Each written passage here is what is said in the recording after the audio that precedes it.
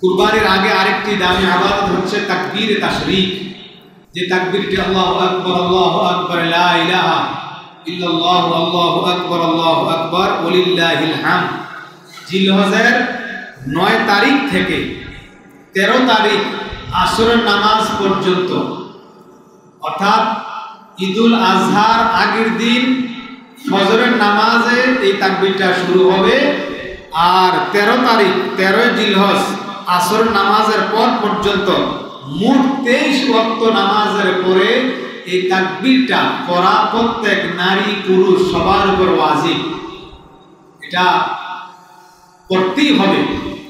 যদি তরক করেন তাহলে ওয়াজিব তরক করার গুনাহ আমলনামায় লেখা হয়ে যাবে। এই জন্য আমরা আগামী রবিবার ফজর থেকে জিলহজের 13 তারিখ আসরের নামাজ পর্যন্ত এই 23 ওয়াক্ত ফরজ নামাজের পর এখন কয়বার পড়বেন? এই তাকবীরটা একবার পড়বেন।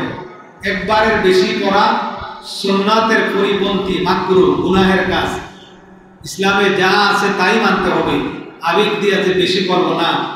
তাকবীরে তাশরীক আপনি একবার পাঠ করবেন প্রত্যেক ফরজ নামাজের পর।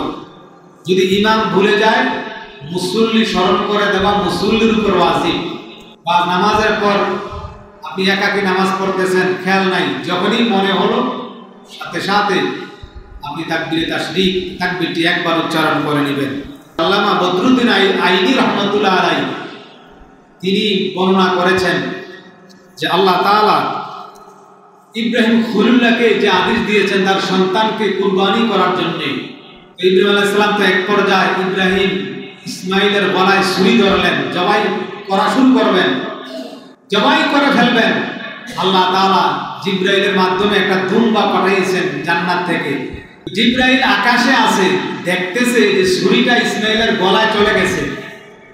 আকাশ থেকে সে দেখতেছে।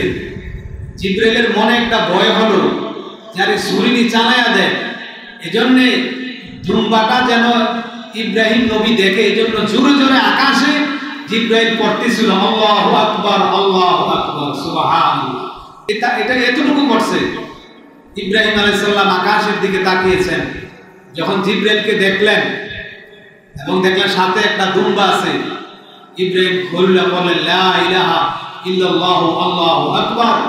এই দুইজনের তাকবীর শোনার পর ইসমাইল, যিনি ছুরির নিচে শোয়া ছিলেন, তিনি পড়লেন ওয়ালিল্লাহিল হামদ। একজন ফেরেশতা আর দুইজন নবীর মুখ থেকে যেই বাক্য উচ্চারিত হয়েছে, এই বাক্যগুলো আল্লাহ তাআলার কাছে খুব পছন্দনীয় হয়ে গেছে। আল্লাহ তাআলা গোটা উম্মতের জন্য কিয়ামত পর্যন্ত এই তাকবীর জিলহজের 9 তারিখের ফজরের নামাজের পর থেকে 13 তারিখ আসর পর্যন্ত একবার পড়া ওয়াজিব করে দিয়েছেন। সুবহানাল্লাহ।